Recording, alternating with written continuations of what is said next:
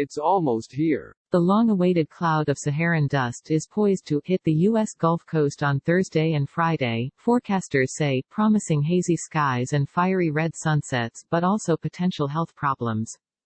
Nicknamed Godzilla for its unusually large size, the plume of dust began to emerge off Western Africa last weekend and now has traveled over 4,000 miles from the Atlantic Ocean to the Caribbean Sea and Gulf of Mexico, the Weather Channel said. The mass of extremely dry and dusty air known as the Saharan air layer forms over the Sahara Desert and moves across the North Atlantic every 3 to 5 days from late spring to early fall, peaking in late June to mid-August, according to the National Oceanic and Atmospheric Administration. It can occupy a roughly 2-mile thick layer in the atmosphere, the agency said.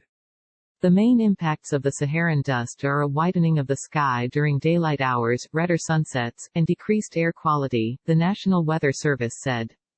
Several Caribbean islands were coated with dust earlier this week.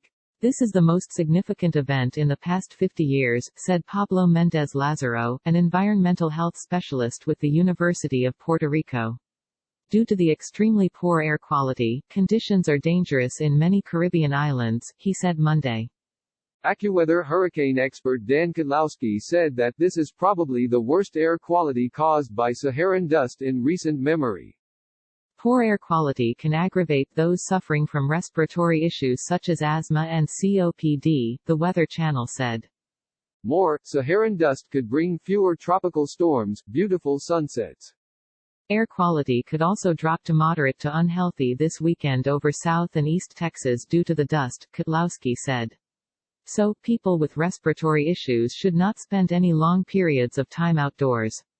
Some people with severe respiratory conditions may just want to stay indoors.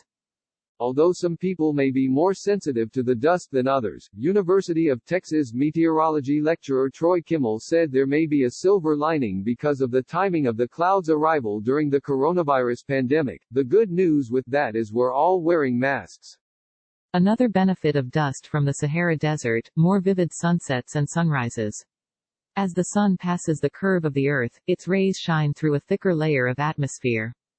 Dust and water particles in the atmosphere are responsible for scattering sunlight, creating the rich colors of sunsets and sunrises. With the added dust in the atmosphere, a greater number of particles can refract sunlight into a range of purples, pinks, oranges and yellows. After making its way to the Gulf Coast, some of the dust may then move as far north and east as the Ohio Valley and Mid-Atlantic this weekend, the Weather Channel said. Contributing, The Associated Press, Kelly P. Franklin, The Austin American Statesman.